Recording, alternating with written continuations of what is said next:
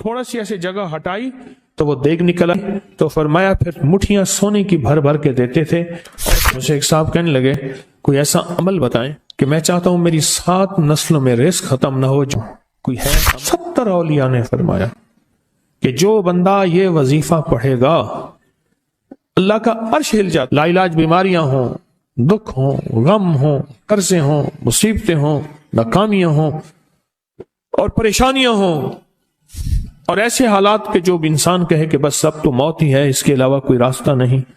کوئی ایسی پریشانی ہو، اللہ کا نظام ہے کہ اس پہ وہ ملتا ہے جو ایمان انسان گمان نہیں کر سکتا، سوچ نہیں سکتا۔ یہ فیصل آباد کے ساتھ مامو کانجن میں ایک درویش ہوتے تھے، صوفی عبداللہ صاحب رحمۃ اللہ علیہ، بڑے اللہ والے تھے، درویش تھے، اللہ سے مانگتے تھے، اللہ دے دیتا تھا۔ تو مجھے ان کے ایک شاگرد نے بتایا، اردو بازار لاہور میں ہوتے تھے، کہنے لگے کہ میں ایک دفعہ گیا تو مجھ سے فرمانے لگے کہ میرے سارے کے سارے طالب علم استاد جمع ہو کے آ گئے کہ ہمارے جو ہے وہ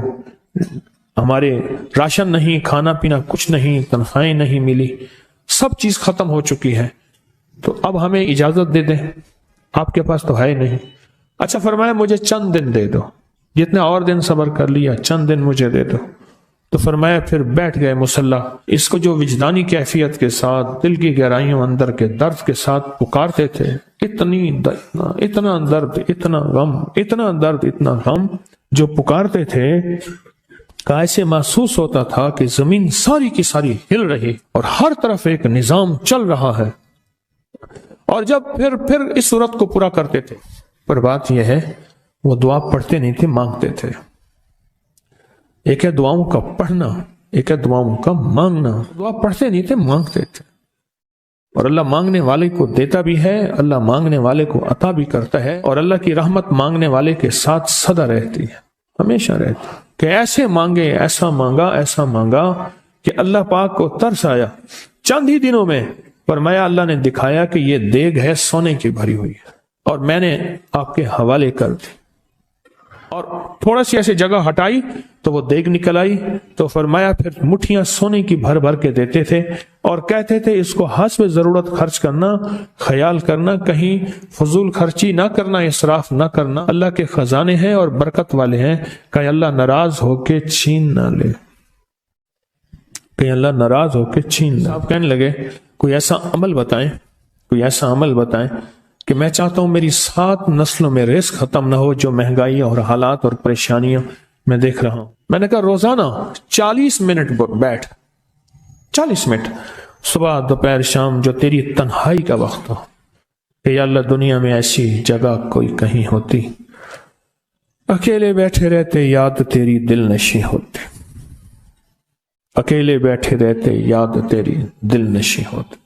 40 منٹ کوئی ایسا بیٹھ 40 منٹ اس انداز سے مصلی پہ،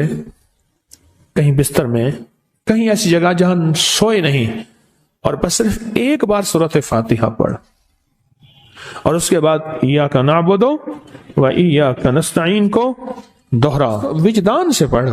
ایسے پڑھ کے رونگٹے کھڑے ہو جائیں، آنسو بہنے لگ جائیں، دل کے اندر کا درد اور دل کا اندر کا غم، اور اللہ کے سامنے حاضری، استحضار، یہ کیفیتیں تیری ہوں کہ بس اس کے علاوہ کوئی مجھے یاد نہ رہے، اس در سے پڑھ 40 منٹ۔ 40 کی عدد کے ساتھ کائنات کے رازوں کا بڑا تعلق ہے۔